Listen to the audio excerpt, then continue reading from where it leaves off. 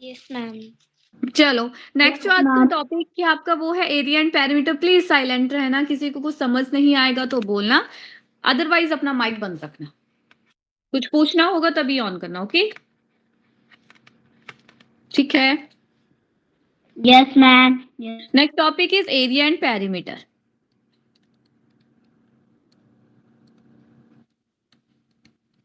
Area क्या होता है, कौन बताएगा?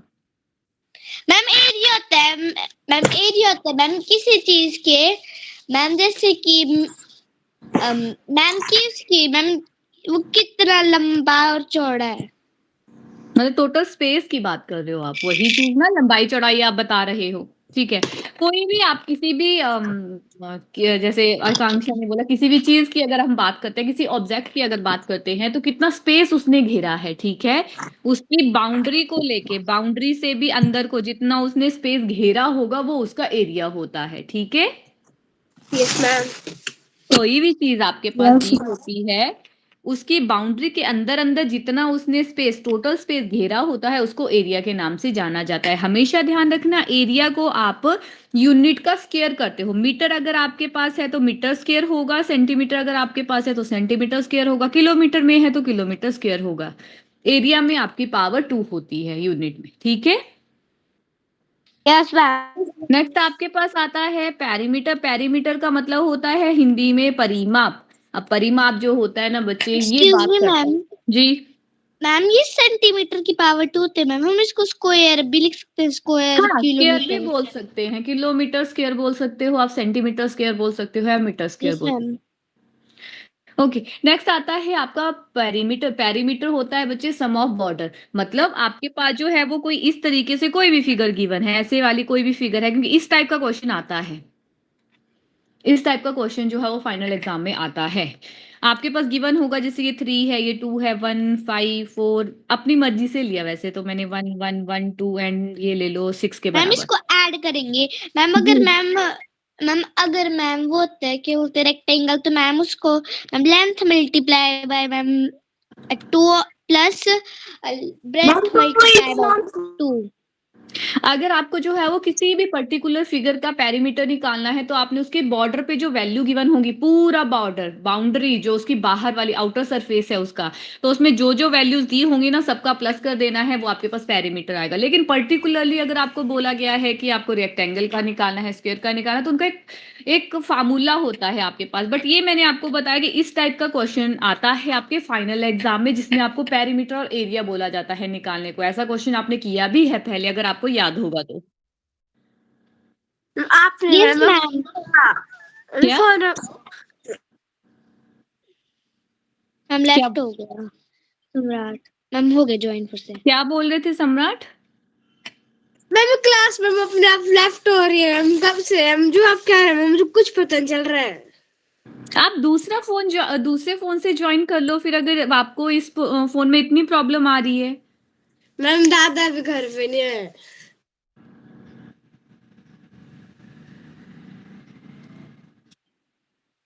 फिर से हो गए ज्वाइन। चलो नेक्स्ट हम स्टार्ट करते हैं। आपका आता है रेक्टेंगल। आपके पास जो एरिया एंड पैरामीटर में कंसेप्ट है इस टॉपिक में, जो आपके सिलेबस में है, वो सिर्फ आपको रेक्टेंगल है, स्क्वायर है और आपकी ट्राइंगल है। बस ये 3 ही हैं आपके पास जिनके ऊपर आपके क्वेश्चंस बनते हैं, ठीक है। फर्स्ट आपके पास आता है रेक्टेंगल। Yes ma'am. रेक्टेंगल जो होती है सबको पता है, 4 साइड होती है, अपोजिट साइड एक दूसरे के पैरेलल एंड इक्वल होती है। ये यस इसके मैम। इक्वल होगी, ये वाली इसके इक्वल होगी। एंगल जो होते हैं वो सारे 90 डिग्री के बराबर होते हैं, और बीच में आपका डायगोनल होता है जो कट करता है,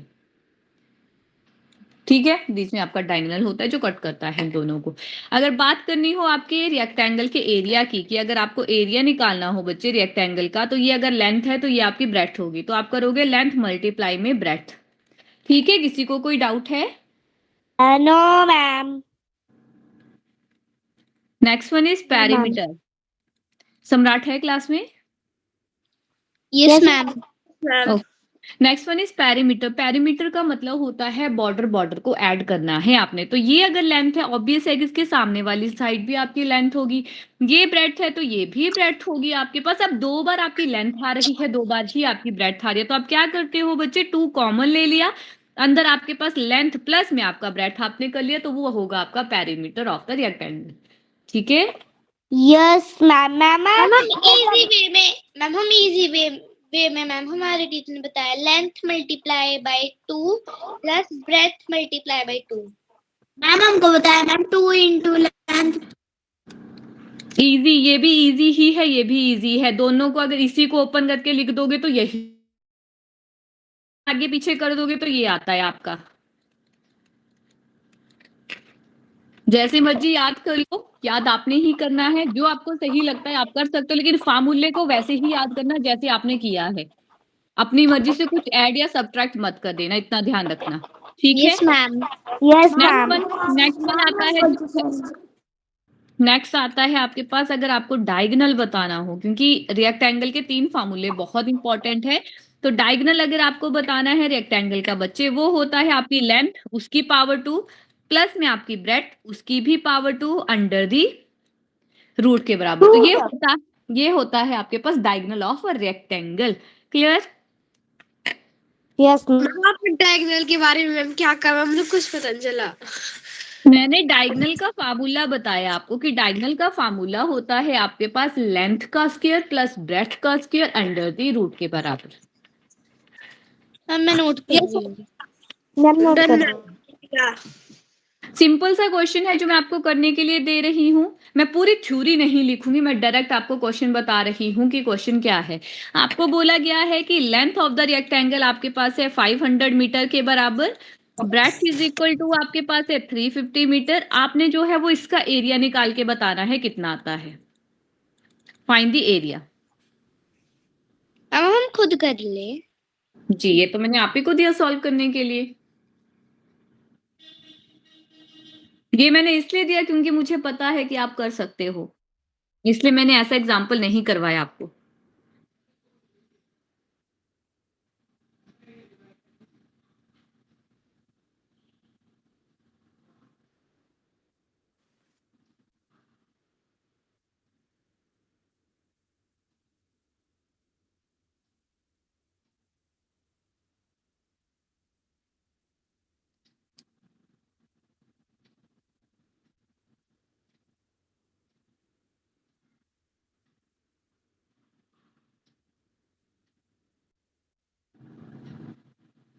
बार बार क्यों हो रही है। यस मैम हो गया क्वेश्चन। सबका हो गया? मैम मेरा बन गया है। यस मैम हो गया। अभी लक्षिता का और अश्विना का रह गया है। मैम हो गया अब। और आपका लक्षिता? मैम थोड़ा सा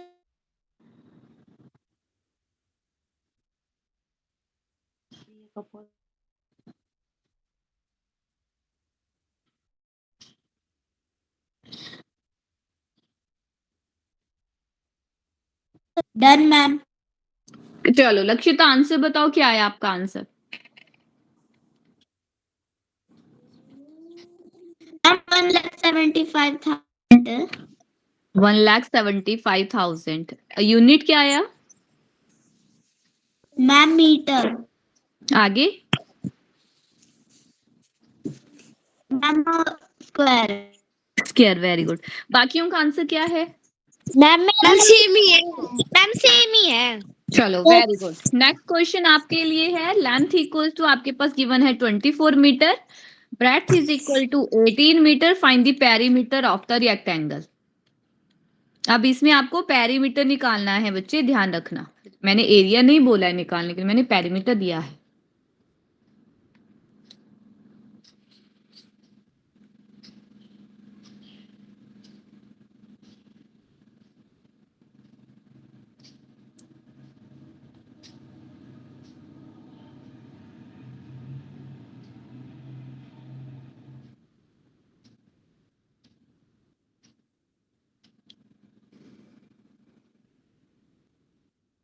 डन मैम।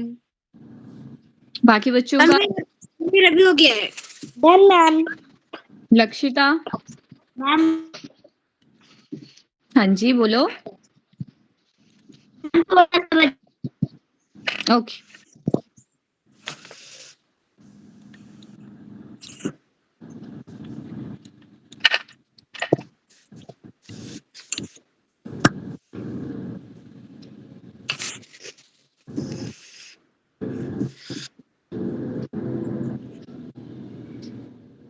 लक्षिता के होने के बाद सम्राट आप मुझे इसका आंसर बताओगे जो मैंने अभी पहले क्वेश्चन दिया था।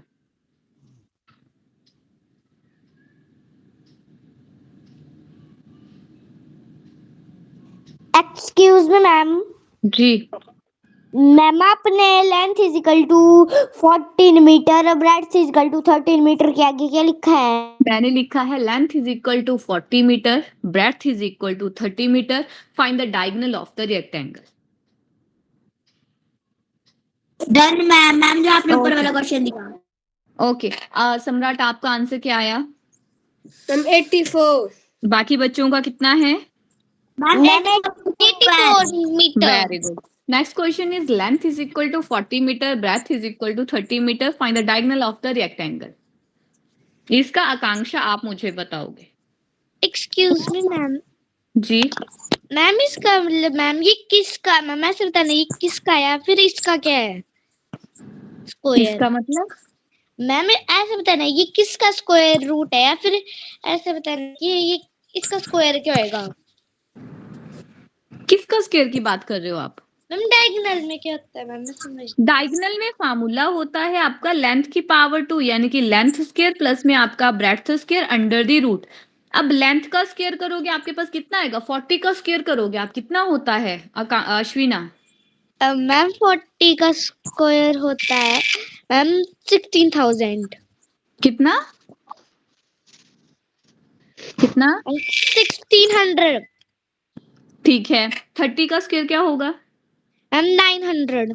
तो दोनों को ऐड करके देख लेना, फिर उसका स्क्वायर रूट निकालना है, वो आंसर आ Okay, जाएगा आपका। Done ma'am. ओके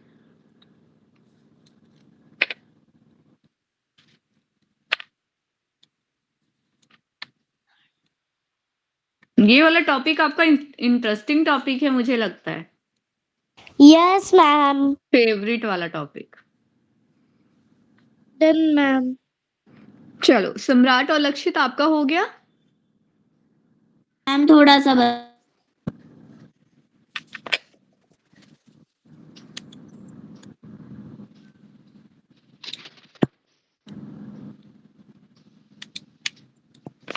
हो गया। लक्षिता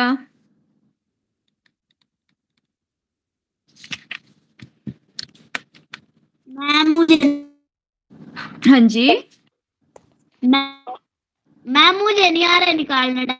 कोई बात नहीं। लेंथ आपके पास था कितना? लेंथ आपके पास है 40। एक सेकंड मेरा पेन।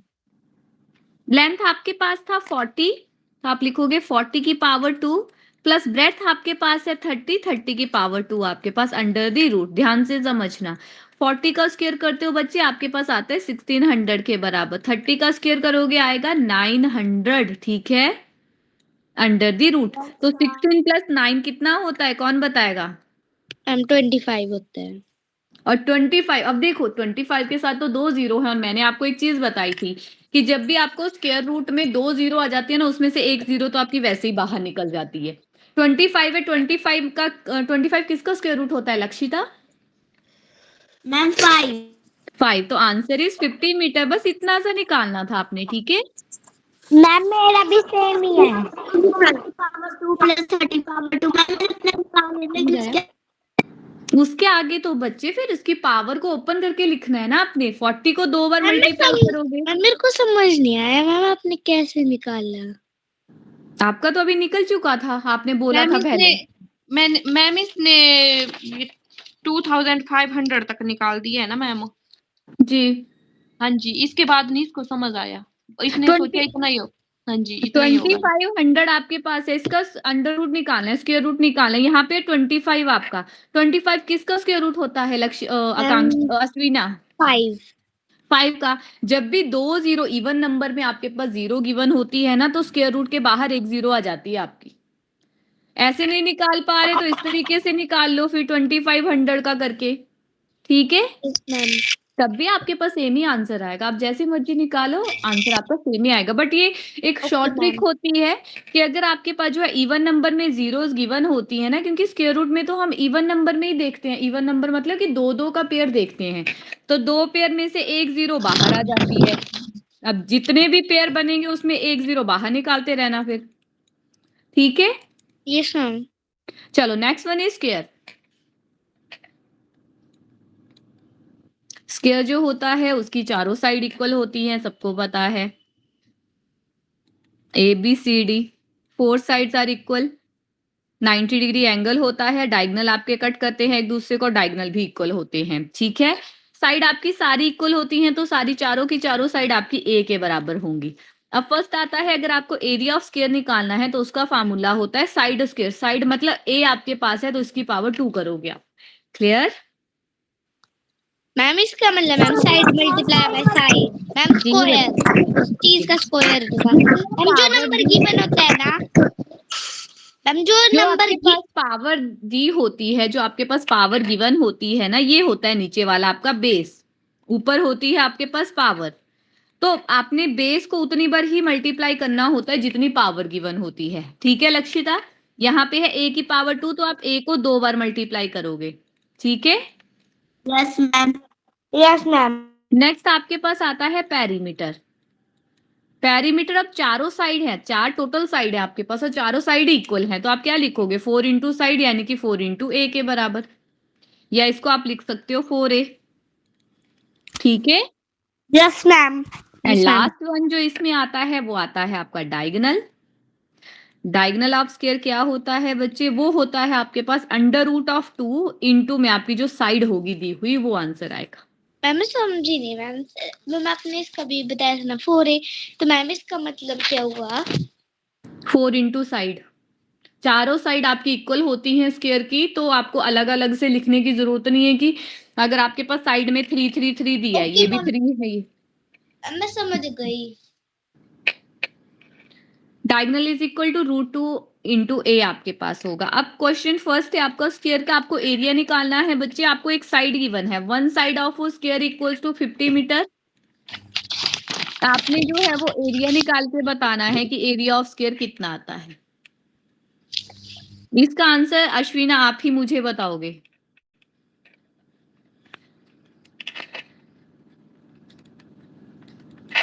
मैम आप क्वेश्चन समझा दोगी एक बार फिर से? क्वेश्चन में बोला गया है बच्चे कि स्क्वायर की, अब देखो आपको बोला गया है कि one side of square is 50 metre, मतलब स्क्वायर की एक साइड आपके पास 50 मीटर के बराबर है। तो अब स्क्वायर की तो सारी साइड इक्वल होती है, इसका मतलब कि एक अगर 50 है तो बाकी 3 भी तो 50 ही होंगी आपके पास, 50 50, ठीक है। Yes ma'am. तो आपको दिया गया है कि स्क्वायर की एक साइड 50 मीटर के बराबर है, आपने एरिया निकालना है स्क्वायर का कितना आता है।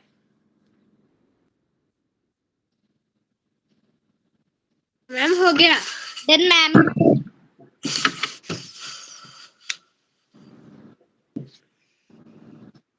मैम आपने साइड मैम आपने 51 लिखी है साइड।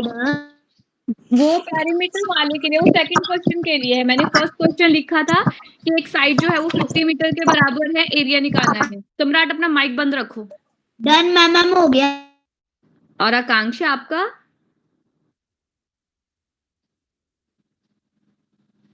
Done ma'am. ओके लक्ष्य, अश्विना क्या आंसर है? Ma'am 2500 metre. Metre? Ma'am square मतलब स्क्वायर मीटर। बाकी बच्चों का क्या आंसर है? मैम सेम है। चलो वेरी गुड। नेक्स्ट क्वेश्चन है, साइड आपके पास स्क्वायर की गिवन है 51 मीटर के बराबर, आपने पेरीमीटर निकाल के बताना है कितना आता है।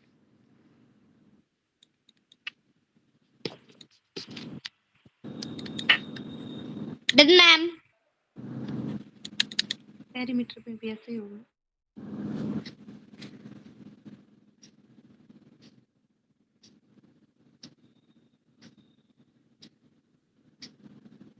Done ma'am. लक्षित आपका? थोड़ा सा।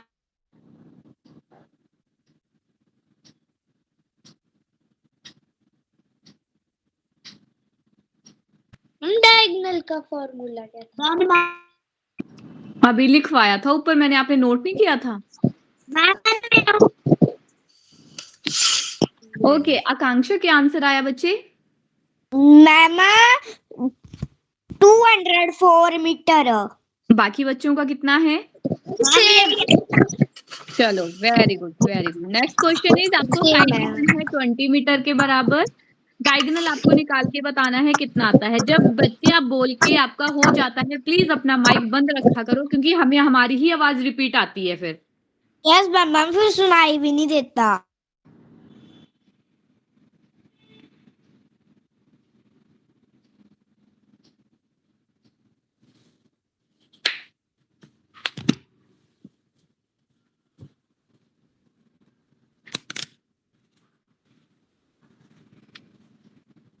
Ma'am side side equals to 20 metre है आकांक्षा।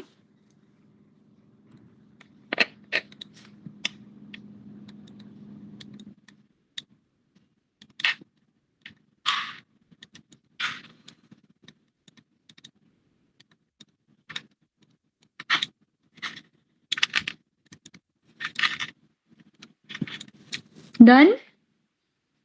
मैम, जाओ मैम मेरे डेसिमल में आ रहा है।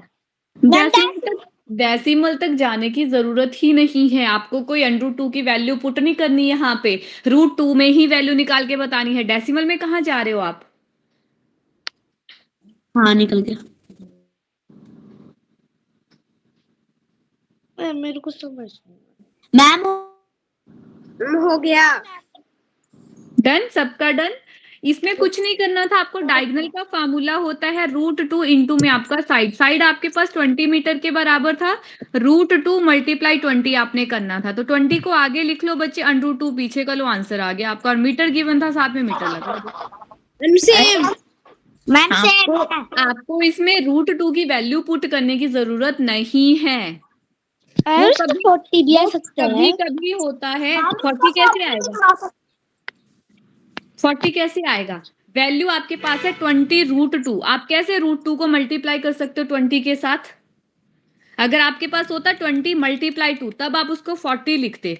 रूट में वैल्यू है आपकी, रूट का मतलब होता है 1/2। आपके पास यहाँ पे है 20, इन दोनों को आप कैसे मल्टीप्लाई कर सकते हो?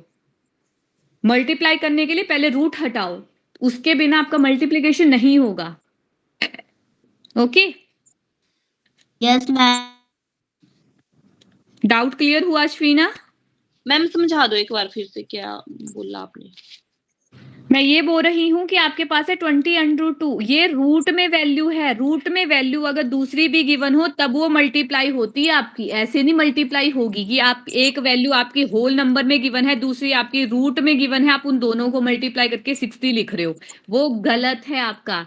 अगर आपके पास है √3 मल्टीप्लाई √2, तब उनके बेस जो है वो मल्टीप्लाई हो जाएंगे, आएगा √6 के बराबर, क्योंकि आपके पास रूट दोनों में सेम है। 1/2 यहाँ भी है, 1/2 वहां भी है, लेकिन दोनों का बेस अलग अलग है। जब बेस अलग होते हैं, पावर सेम होती है, तो आपके बेस जो है वो मल्टीप्लाई हो जाते हैं।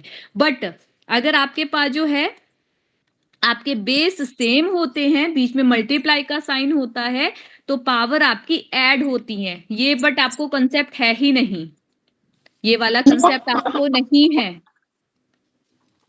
ठीक है, आपको सिर्फ इतना ध्यान रखना है कि कभी भी रूट वाली वैल्यू को आपने किसी कांस्टेंट वैल्यू के साथ मल्टीप्लाई नहीं करना। आप उसको इस तरीके से लिख सकते हो 20 √3 की एक पर्टिकुलर वैल्यू होती है 1 पॉइंट समथिंग, ठीक है? तो वो आप ऐसे नहीं लिख सकते कि 20 को 3 के साथ डायरेक्ट कर दिया, रूट ही हटा दिया आपने, वो नहीं करोगे आप, वो गलत होता है। ठीक है, ओके मैम। ठीक है आकांक्षा, अश्विना। Yes ma'am. नेक्स्ट आपके पास आता है राइट मैम एंगल जो मेन पॉइंट है ना वो समझा दो। मतलब ये तो बहुत ही खिचड़ी पकड़ देने तो। हाँ जी, हाँ जी, जो नहीं आता है ना उसको छोड़ दो मैम, जो मतलब मेन था ना वो समझा दो कि कैसे करना था ये ना।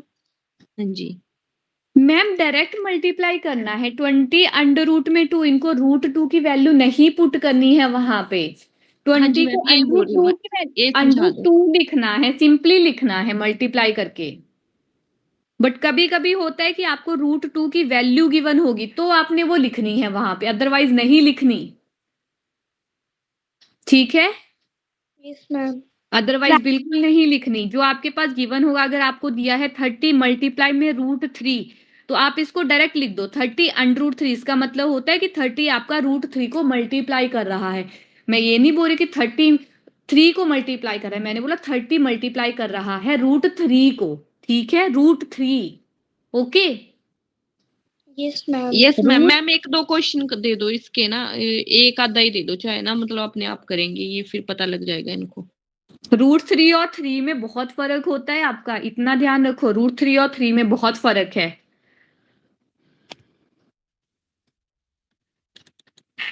आपके पास गिवन है साइड, आपके पास गिवन है स्क्वायर के 25 मीटर, आपने डायगोनल निकाल के बताना है स्क्वायर का कितना आता है।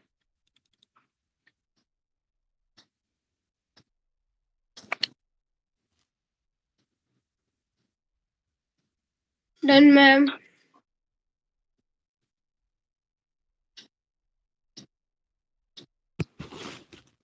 मैम हो गया। Done ma'am. Sides of square 25 meter. Find the diagonal. Done, ma'am. Done, ma'am. क्या आंसर आया? Ma'am, 25. Ma'am, root ma'am, to. √2 meter. 25 √2, ठीक है, क्लियर हो गया सबको? Yes, ma'am. नेक्स्ट आपके पास आता है right angle triangle.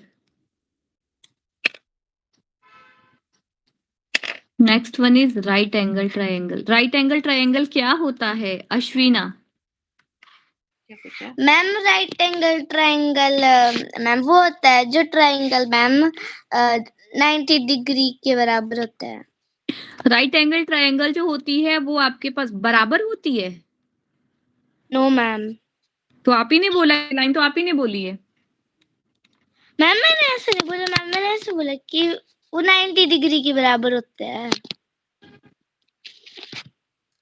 Right angle triangle में आपके पास एक एंगल जो होता है राइट मींस 90 डिग्री के बराबर होगा, तो राइट एंगल ट्रायंगल में एक एंगल जो होता है वो आपका 90 डिग्री के बराबर होता है। Right means 90 degree, right means 90 degree आपका। अब इसमें हम जो राइट एंगल ट्रायंगल होती है उसके अंदर क्या होता है, उसमें हम यूज करते हैं अपनी पाइथागोरस थ्योरम, याद है आपको? Yes ma'am. Yes ma'am. ठीक है, ये जो ये भी आपका एरिया का कॉन्सेप्ट है मैम, एरिया और पेरीमीटर का।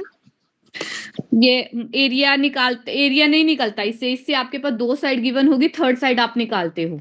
आपके पास क्या होता है, जैसे आपका 90 डिग्री बन रहा है, 90 डिग्री के सामने वाली जो लाइन होगी, जो 90 डिग्री जहां पे बन रहा है उसके सामने वाली लाइन को क्या बोला जाता है?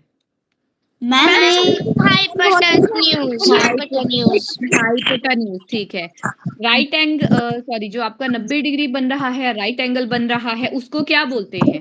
मैम जिसके ऊपर बेस बेस और इसके साथ वाली जो होती है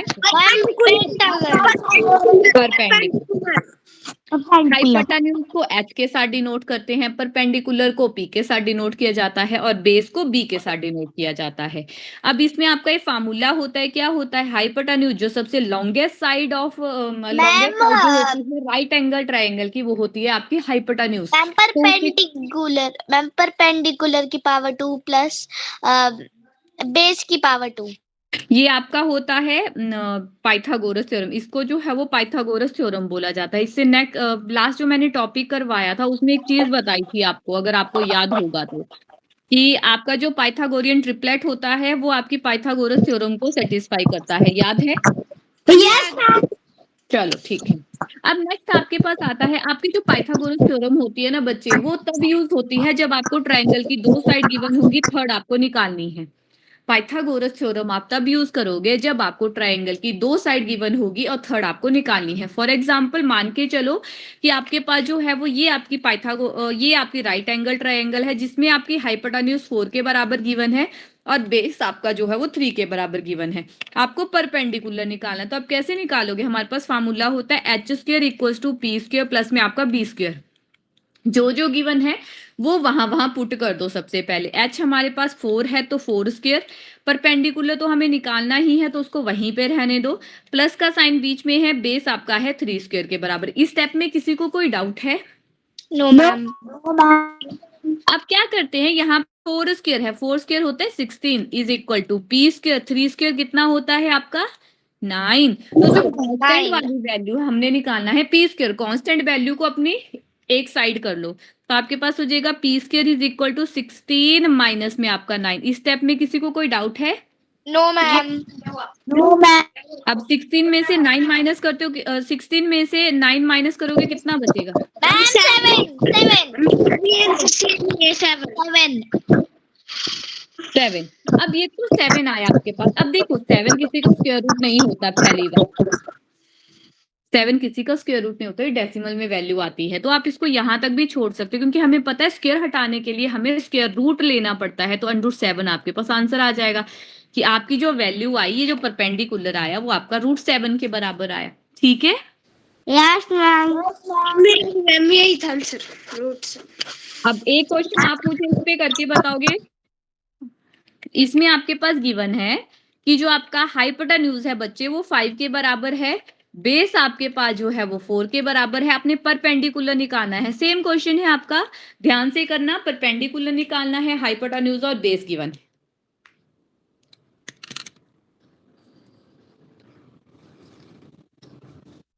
कल भी आपका इसी सेम टॉपिक के क्वेश्चंस हम रिवाइज करेंगे।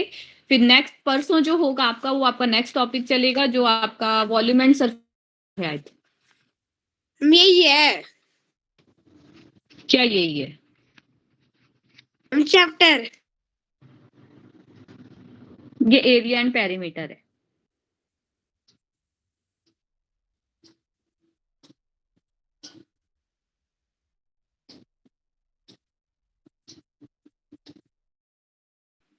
मैम ये हाइपोटेन्यूज मैम, ये राइट एंगल ट्रायंगल वाला मैम, ये कंसेप्ट भी मैम पेरीमीटर और एरिया में होता है। Done ma'am. पेरीमीटर और एरिया में मतलब? मैम ये इसी का ही कॉन्सेप्ट है। ये आपका मैं बोल रही हूँ पाइथागोरस थ्योरम लगेगी ही तब आपकी जब आपको दो साइड गिवन होगी, थर्ड निकालनी है। इसमें एरिया का कोई कंसेप्ट नहीं आता आपका। एरिया वाला कंसेप्ट तब लगता है अगर आपके पास इस टाइप से कोई ट्रायंगल गिवन है और आपको जो है वो उसका बेस भी गिवन है और उसका परपेंडिकुलर गिवन है। तो परपेंडिकुलर को आप उसका एल्टीट्यूड मान सकते हो या उसकी हाइट मान सकते हो, और बेस आपके पास गिवन है 3 के बराबर, तो वो बनता है आपका। तब आप उसको एरिया के कंसेप्ट से ले सकते हो कि आपने राइट एंगल ट्रायंगल का एरिया निकाल दिया। बट अगर आपको जो है वो दो साइड गिवन है, थर्ड साइड निकालनी होती है, तो आप पाइथागोरस थ्योरम लगाते हो। ठीक है, yes ma'am. Done ma'am. Done ma'am. सबको क्या आंसर आया? Ma'am 3। Very good, very good. And जो मैं अभी आपको बता रही थी, जो अश्विना ने मेरे से पूछा था एरिया वाला कंसेप्ट, तो एरिया होता है आपके पास राइट एंगल ट्रायंगल का हाफ मल्टीप्लाई में आपका एल्टीट्यूड बोलो चाहे आप उसको हाइट बोलो, कंफ्यूज मत होना। एल्टीट्यूड और हाइट जो सेम चीज होता है आपका। तो 1/2 मल्टीप्लाई में आपका बेस मल्टीप्लाई में आपका हाइट।